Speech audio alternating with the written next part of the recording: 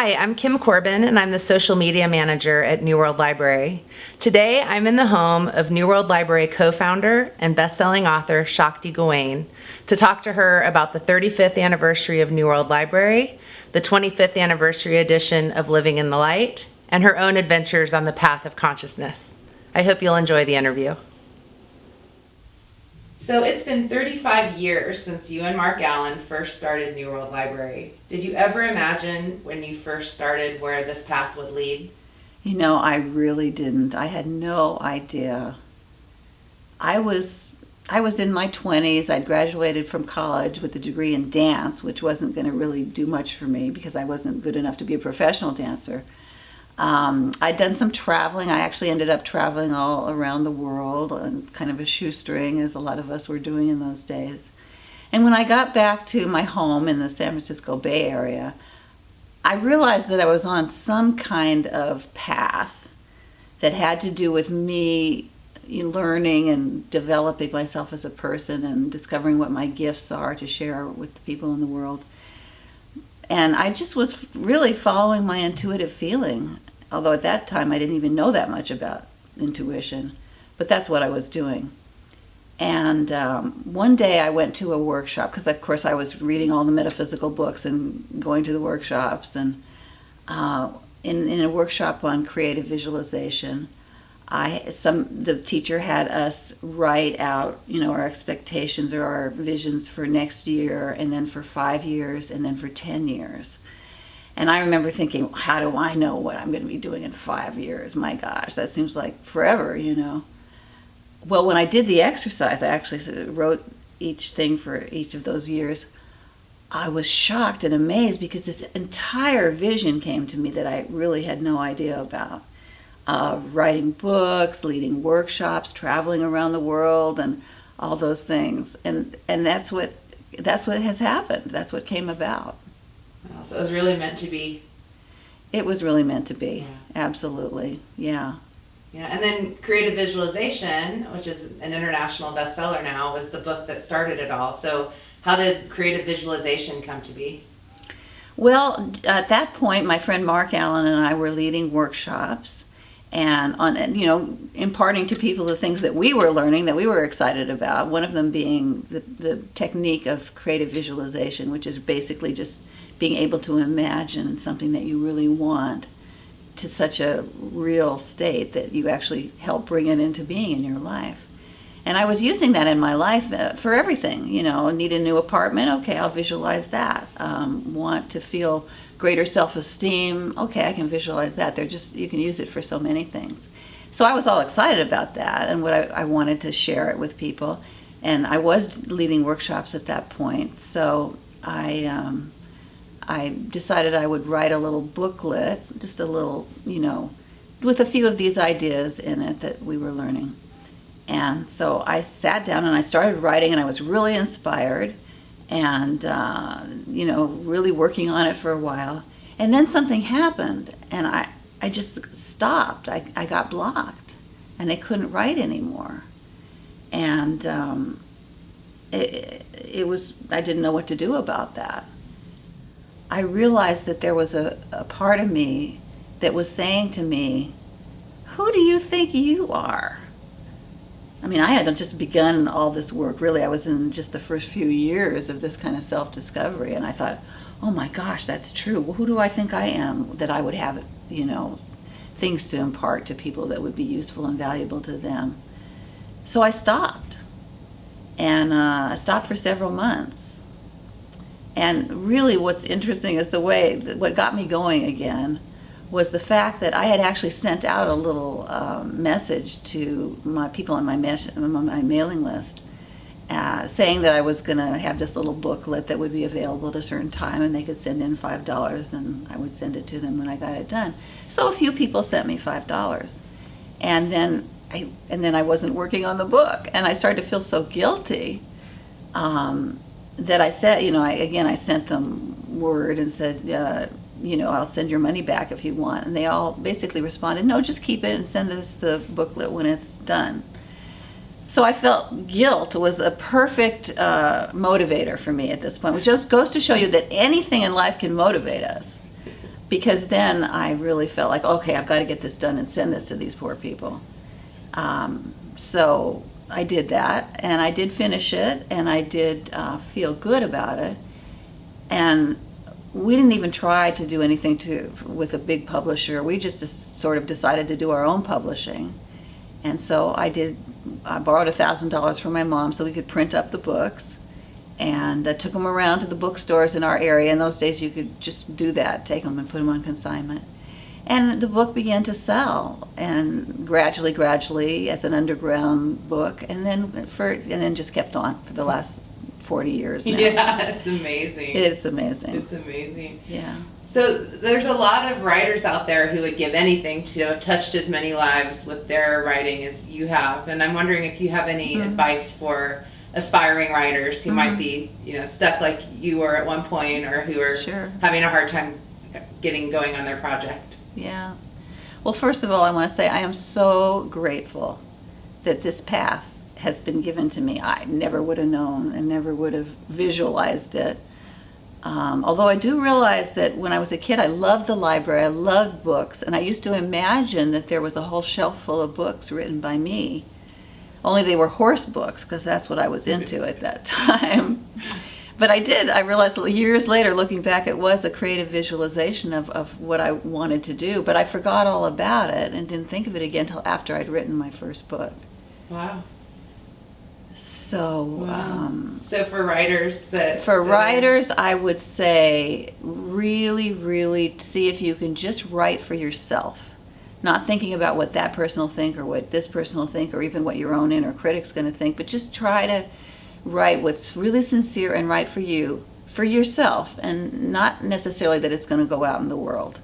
And then if and when it's meant to do that, that can happen. Yes. And you talk about being a consciousness teacher rather than a spiritual teacher. Can you talk a little bit about the distinction between those two things? For me, the word consciousness embraces all aspects of who we are. We're all on a path of consciousness, learning to just be more aware of what we're feeling, what we're experiencing, how we're interacting with the world, and embracing all aspects of ourselves, learning to love all the parts of who we are. So, and how does that compare with spiritualist, just a spiritual approach? Well, to me, the spiritual energy is one aspect of who we are.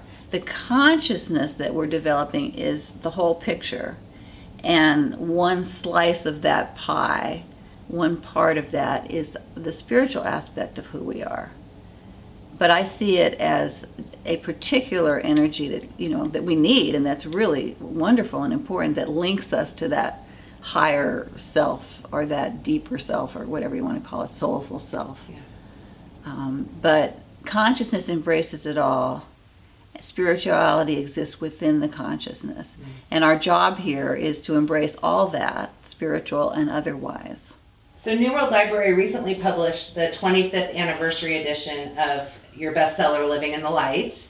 And in that book, you talk about how living in the light is really about exploring the deep places within us and shining the light of our consciousness into them. Can you talk a little bit about what that means? Yes. All of us have learned in the course of our life how best to take care of ourselves, and how we need to take care of ourselves physically, emotionally, mentally depends on our life situation.